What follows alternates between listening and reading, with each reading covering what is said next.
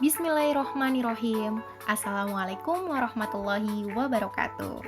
Nama saya Sri Ratno Mulyani dengan NIM 17030101005, semester 6, Program Studi Komunikasi Penyiaran Islam.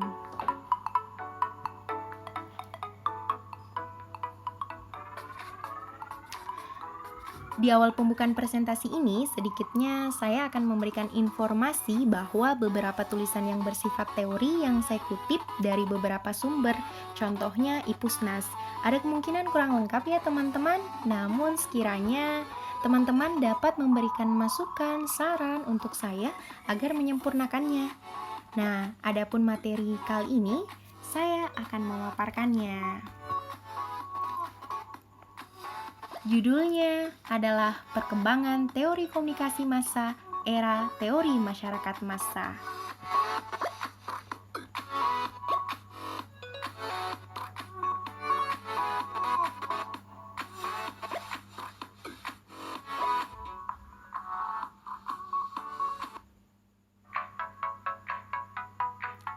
Teori Masyarakat Massa. Giner pada tahun 1979 menekankan ketergantungan timbal balik antara institusi yang memegang kekuasaan dan integrasi media terhadap sumber kekuasaan sosial dan otoritas. Nah, teori ini memandang bahwa media memiliki kekuatan, memiliki power yang besar untuk membentuk persepsi kita tentang dunia sosial kita dan menggerakkan tindakan kita. Dan seringkali hal ini terjadi tanpa kita menyadarinya.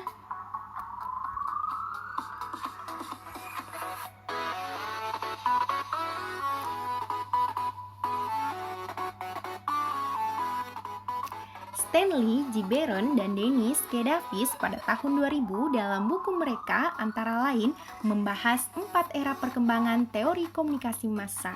Namun, materi yang akan saya bahas pada kesempatan ini akan berfokus pada era teori masyarakat massa.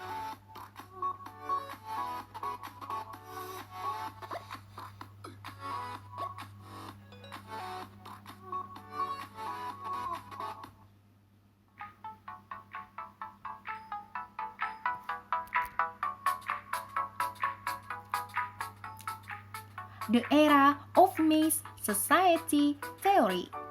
Pada era masyarakat massa, industri media dijual murah untuk mendapatkan perhatian, attention massa, seperti koran murahan yang disebut dengan yellow paper atau yellow journalism. Karena harganya yang murah dan isinya pun murahan, sehingga media sering dianggap sebagai alat yang merendahkan selera masyarakat.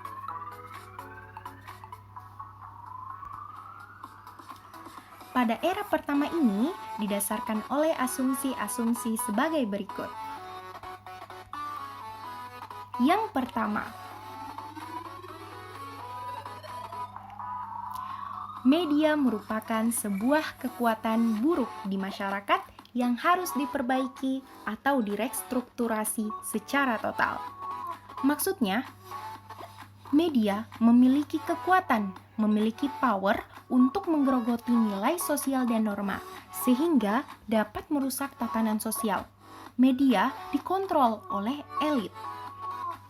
Kedua, media mempunyai kekuatan untuk menjangkau dan memengaruhi secara langsung pikiran orang kebanyakan.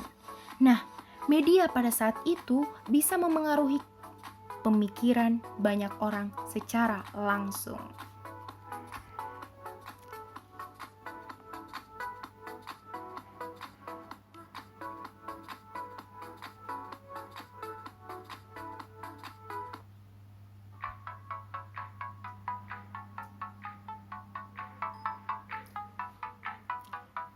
Ketiga, sekali pikiran orang dipengaruhi media yang keseluruhannya jelek, maka akan berdampak panjang, tidak hanya menghancurkan kehidupan individu itu sendiri, tapi juga menciptakan masalah-masalah sosial dalam skala besar.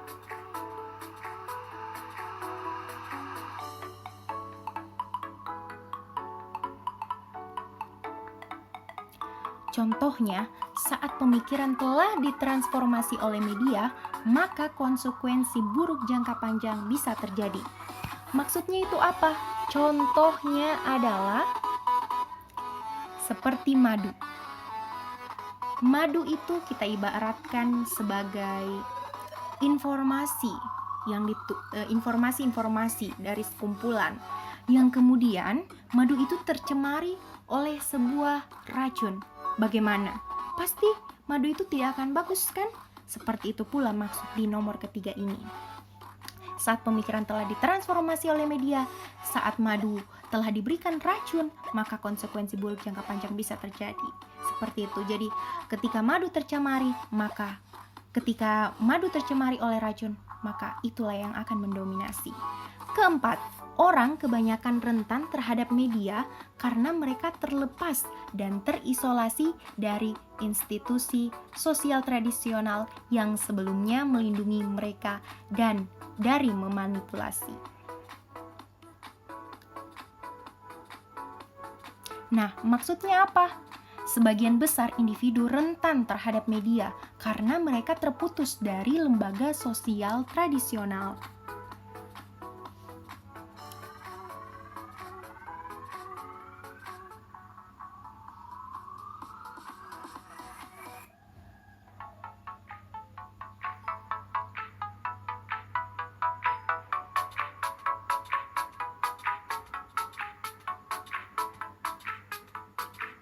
Kelima, kekacauan sosial yang dimulai oleh media yang tak dapat dihindari akan terselesaikan oleh sebuah tatanan sosial totalitarian yang mapan.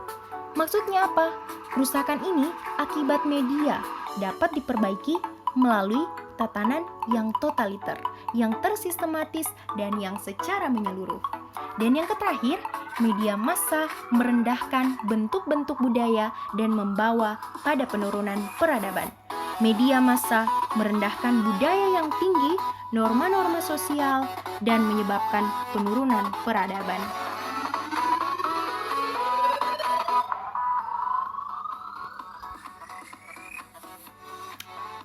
Apa sih efek terhadap masyarakat?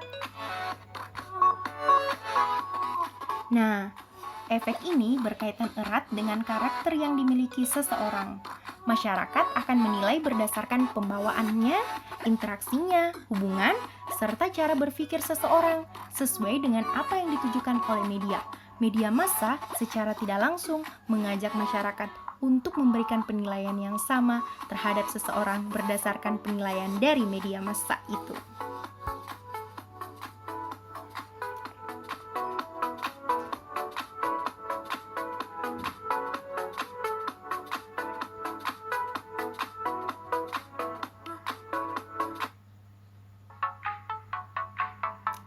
Contoh awal dari teori masyarakat massa, pandangan Ferdinand Tönnies, Gamens Cave.